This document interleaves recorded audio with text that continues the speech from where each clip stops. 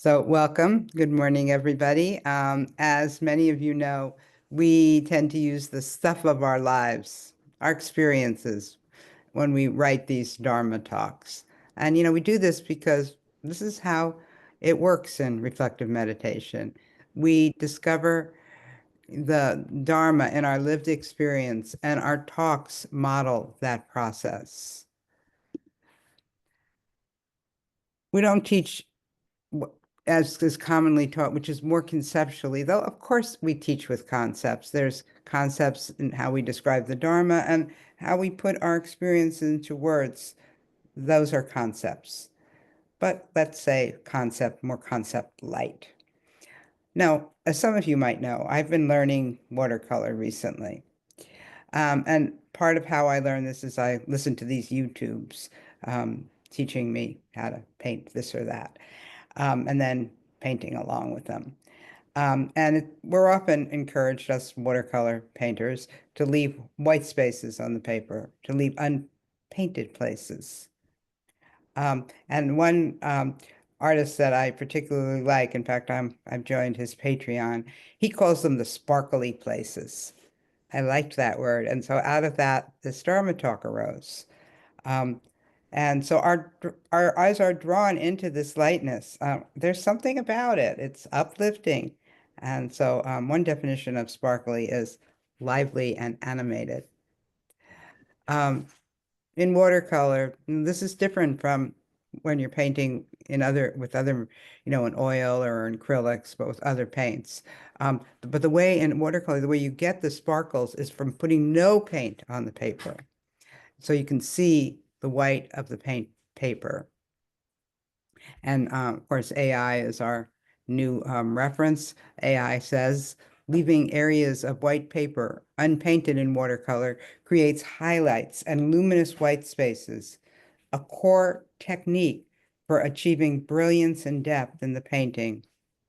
This technique utilizes the natural brightness of the paper to create the effects that white paint can't achieve alone.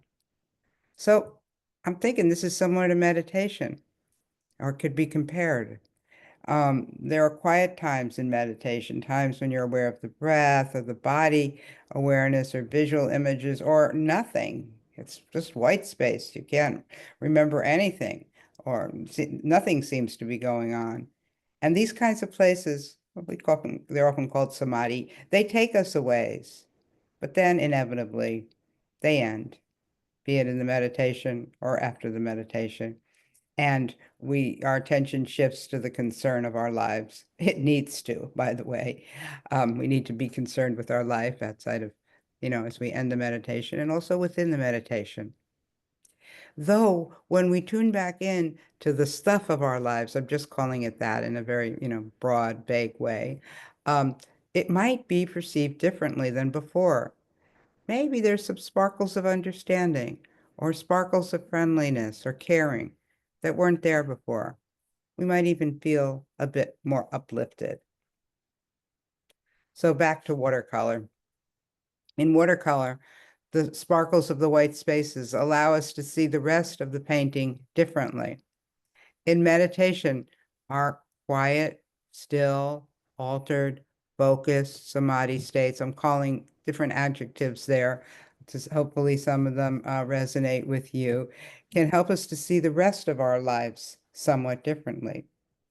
The word emptiness came to mind because in watercolor, the paper is empty of paint, right?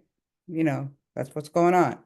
But emptiness is also a word usually used in later Buddhism, and it refers to being empty of some kind of inherent or unchanging self or essence, if that's not who we are.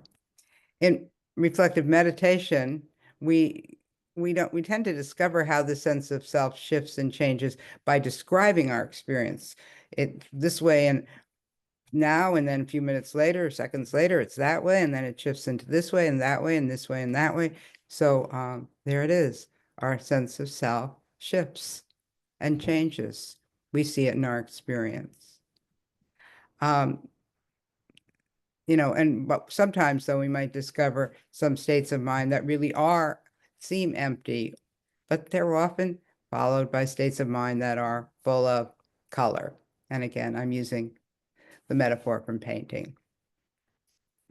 So here are some more descriptions I found of leaving white spaces in watercolor, and I'm going to compare it with meditation.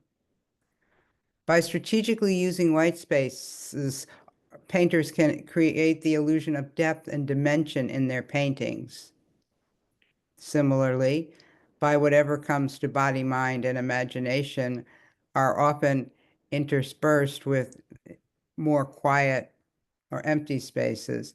And this too, in reflective meditation, can create more depth and dimension to your life. I feel that very strongly. You don't have to take me at your word, though I hope that you have some of those experiences. In watercolor, the eye is naturally drawn to the brightness of the white areas, especially when contrasted with the darker or more saturated colors. That's likely true in meditation, that our attention is drawn to the sparkly places, but it also is full of more saturated, so to speak, darker, full of color experiences. So, I have been referring in this talk to the sparkly places as time in meditation when we fall into more quiet, empty, settled states of body, mind. But for you, this could be different. The sparkles may be perceived when different kinds of things are happening. It might be when you have sparkles of insight or something else. A new view arises. But it can't all be sparkly. Meditation isn't all sparkly. Life isn't all sparkly. And in painting, if you didn't put any color on, well, you just have a blank piece of paper. That would lack dimension and interest. So in meditation and in life, it can all be valuable, of course, with awareness and discernment. We need emptiness and fullness to have a more animated and lively life. They are dependent upon one another. Okay, so I will end the talk there, and